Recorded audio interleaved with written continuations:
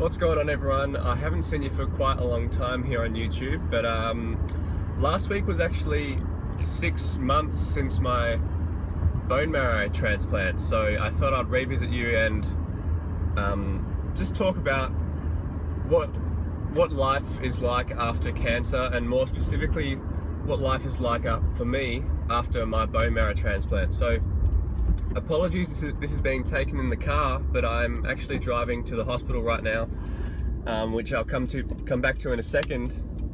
But basically, just wanted to come back and chat about what has happened over the last few months since I've been away from at least YouTube, and I guess the continuing things that are going to happen over the next few months to years. So basically, I'll real recap first of all, and I'll go over what I kind of excluded you guys from over the last few months. So the last video you would have watched would have been the cancer-free one, which would have been where I would have announced obviously the good news. And basically that I was announced in remission. That video came out about a month later, so I even had a break back then.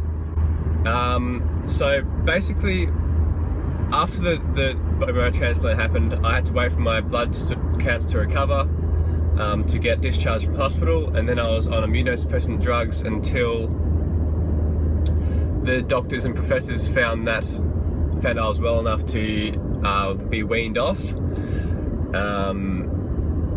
The point of the immunosuppressant drugs is to combat the possibility of graft versus host disease happening, which I've talked about in another video, I think, called "Why Do I Need a Bone Marrow Transplant?" That's about probably halfway through March this year.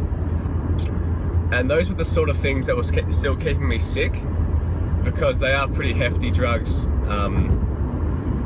to be taken. And over that period, I believe I just started going back to the gym.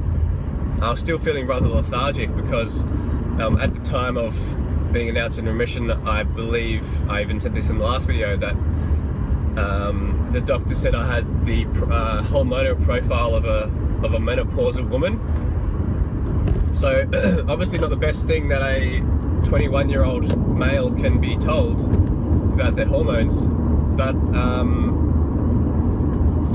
basically what he meant was that I believe he said I had a higher estrogen count, and also my testosterone levels were lacking as well, which isn't rare, or I should say, which is common for a post-transplant patient to have. So I was experiencing, I guess, the symptoms of that low testosterone, meaning I guess lack of energy, motivation, that sort of stuff, for a few weeks.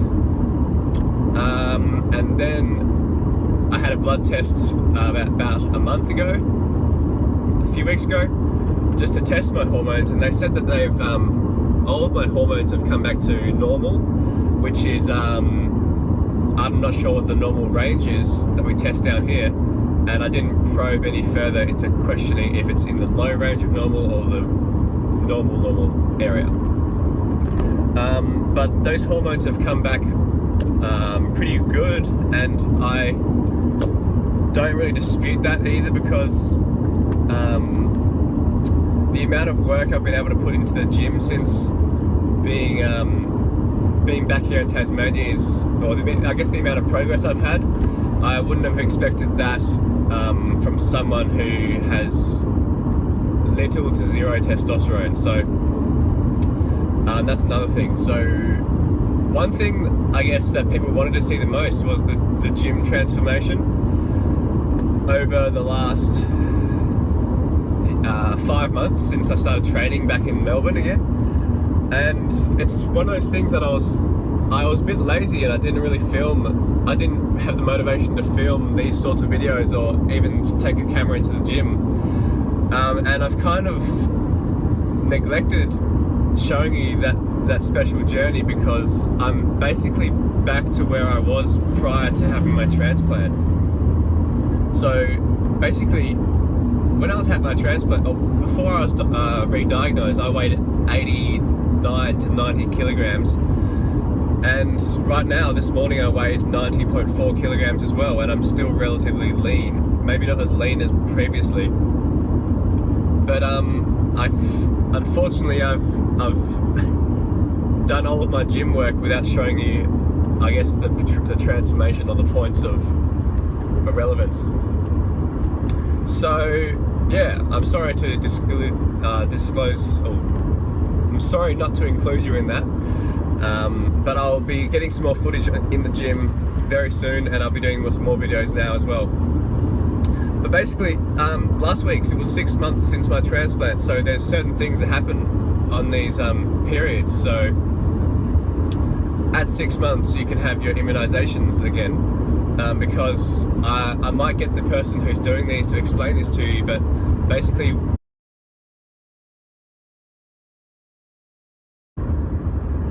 but I want to talk about what life is more specifically like after having a cancer diagnosis, more so for myself. I can't speak for anyone else.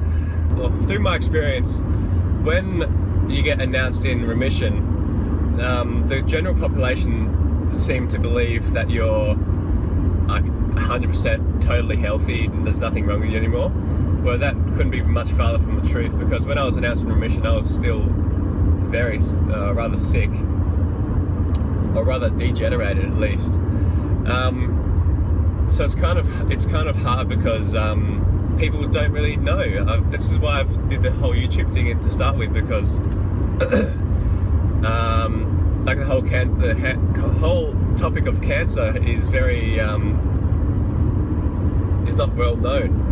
So I returned back to Tasmania, being announced in remission, and everyone's obviously very happy for me. And then I guess being away for so long, I don't know, anyone would have expected to have some massive welcoming party saying congratulations and that sort of stuff. But being away for 2 months, 2 to 3 months recurring, people kind of just continue on with their lives. See, everyone's different, because I recovered really fast, like one of the fastest, if not the fastest person, or the best recovery that they've seen in that Melbourne hospital. But my hair is still very slow to come back. I can show you later on, but it just goes to show that everyone's an individual and everyone's recovery is different, because I know people who I did better than in recovery, and they've already got a full head of hair. Whether or not it affects a relationship as in regards to finding a partner, I can't really say yes or no to that. However, I do have an anecdote where a girl told me that she didn't want to talk to me because I had cancer, or had cancer, which is absolutely ridiculous.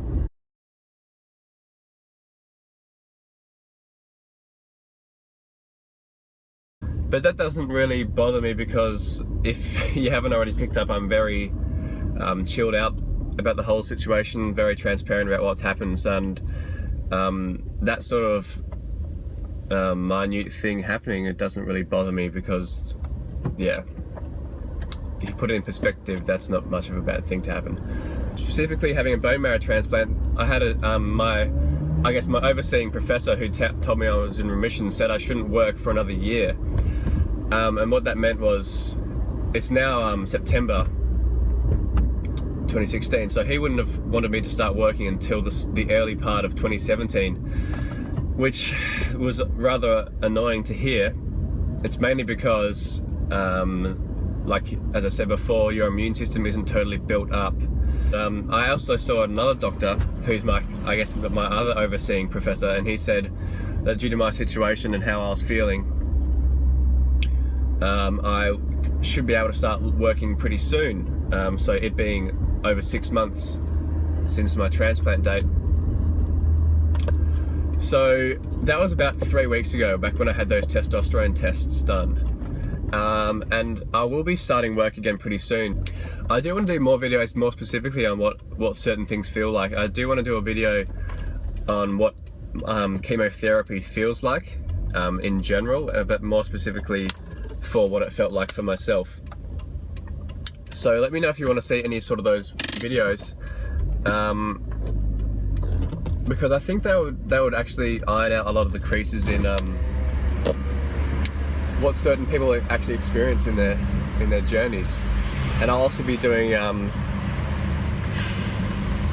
obviously some gym work is what's very highly requested from lots of my followers or subscribers.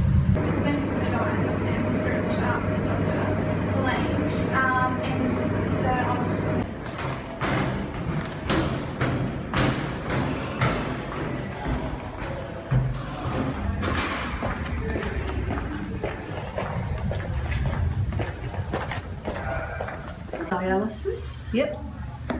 2018. Yep. Hold it, there's another one. So, yep, perfect. And does that come with anything? No. No, that's just water. Here we are giving James his post-transplant vaccines, which are all of his childhood vaccines, having them in like a crash course type thing. And the reason that we do that is because James's immune system has been existing immune system virtually destroyed by the chemotherapy, and he has a donor immune system,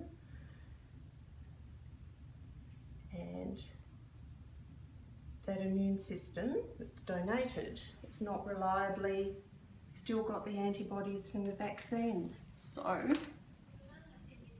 what we are doing is giving James the vaccination.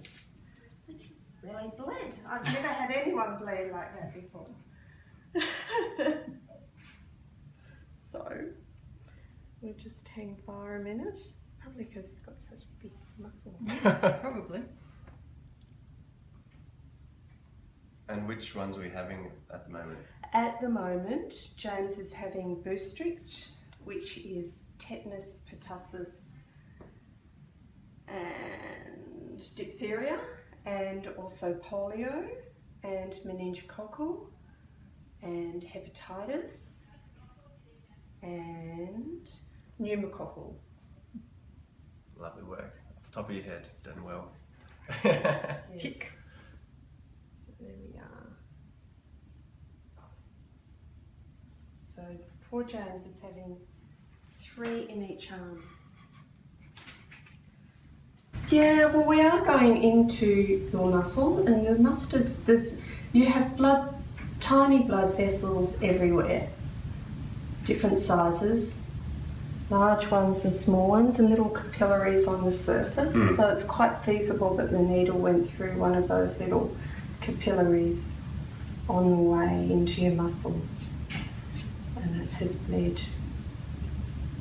And of course, James is so muscular that he probably has lots and lots of blood vessels, and it's quite a warm day as well, so it's quite warm in here, so they'll be nice and dilated. How's it looking? It's looking good. Oh, yes.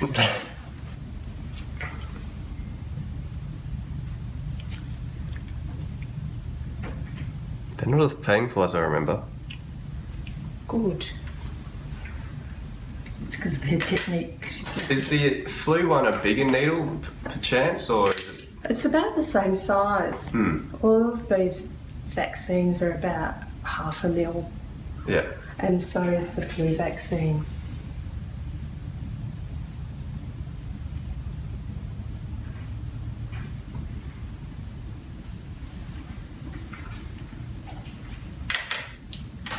Last one? Last one. And you'll notice that some of them have shorter needles and go in on an angle, and some of them go in a little bit deeper. That's because some are intramuscular and some are subcutaneous.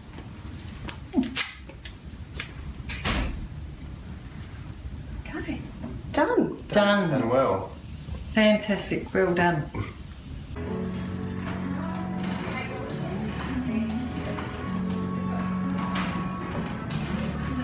So there you have it. That's what I had to do today. The nurse Jill did a really good job of actually explaining why I was there, much better than I did before.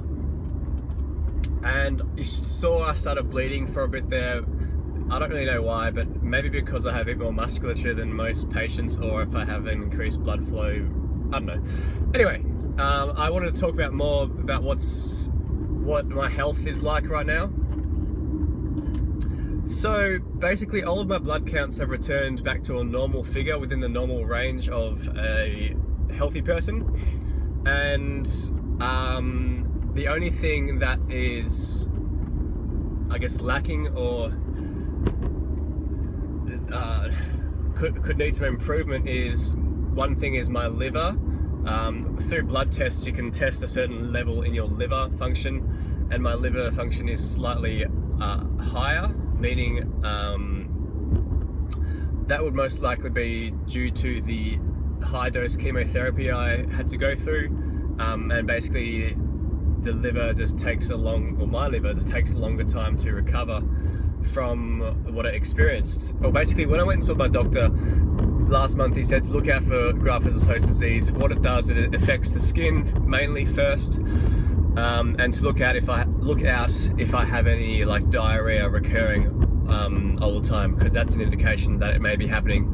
I haven't experienced any diarrhea, if you must know.